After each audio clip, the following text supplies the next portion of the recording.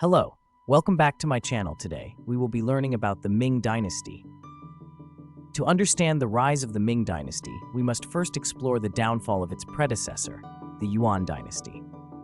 Ruled by the Mongols since 1271, the Yuan Dynasty had once unified China under Kublai Khan, but by the 14th century, the empire was crumbling from within. The Mongol rulers faced growing resentment from the Chinese people. They imposed heavy taxes to fund their lavish lifestyles and military campaigns, leaving the peasantry in despair. At the same time, frequent natural disasters, floods, droughts, and plagues wreaked havoc on the land. The once thriving agricultural economy was on the brink of collapse. The Yellow River, often called the Sorrow of China, changed its course multiple times during this period, causing catastrophic floods. Entire communities were displaced, while famine and disease spread rapidly. The population was desperate, and desperation breeds rebellion. In the midst of this chaos, underground resistance movements began to take shape. One of the most significant was the Red Turban Rebellion, a religious and political uprising rooted in Buddhist and millenarian ideals. The Red Turbans promised salvation and the restoration of Chinese rule, rallying peasants, merchants, and disillusioned soldiers to their cause. As the rebellion spread, the Yuan government's grip on power weakened. Corruption had rotted the bureaucracy, and the Mongol military, once feared across Asia, was stretched thin and unable to maintain order. This environment of chaos and discontent paved the way for a new leader to rise. It was in these turbulent times that Zhu Yuanzhang, an orphaned peasant, would rise to prominence. His journey from a simple monk to the founder of the Ming Dynasty began as the Yuan Dynasty spiraled toward collapse. Zhu Yuanzhang's rise to power. Zhu Yuanzhang came from humble beginnings. Born into a poor peasant family in 1328, he experienced firsthand the suffering caused by the Yuan Dynasty's policies.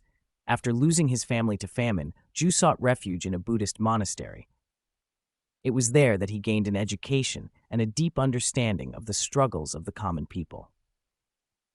His life took a dramatic turn when he joined the Red Turban Rebellion.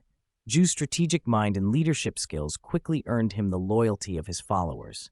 Over the years, he built a formidable army, defeating rival warlords and Yuan forces across southern China. The birth of the Ming Dynasty.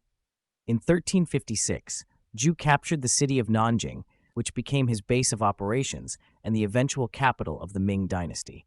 From this stronghold, he launched campaigns to unify China under his rule. By 1368, his forces had grown so powerful that they stormed the Yuan capital of Dadu, modern-day Beijing. The Mongol emperor fled, marking the end of the Yuan dynasty.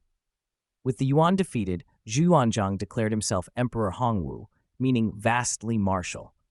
He named his new dynasty Ming, meaning bright, symbolizing a return to Chinese culture and values after nearly a century of foreign rule.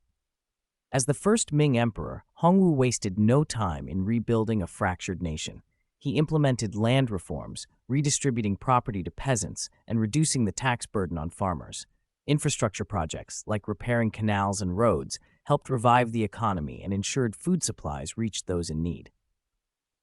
Hongwu also centralized power, eliminating rival factions and establishing a tightly controlled bureaucracy. He reinstated Confucian principles as the foundation of governance, emphasizing discipline, morality, and loyalty to the state. The reforms of Emperor Hongwu brought stability and prosperity to China. His leadership not only restored order, but also set the stage for the Ming Dynasty's golden age. Yet his rule was not without controversy. Hongwu's paranoia led to purges of officials and military leaders, a pattern of autocratic rule that would persist in the dynasty. Zhu Yuanzhang's journey, from a poor peasant to the founder of one of China's most celebrated dynasties, is a testament to resilience and ambition. His legacy continues to inspire, and the Ming Dynasty remains a symbol of Chinese cultural and political renewal.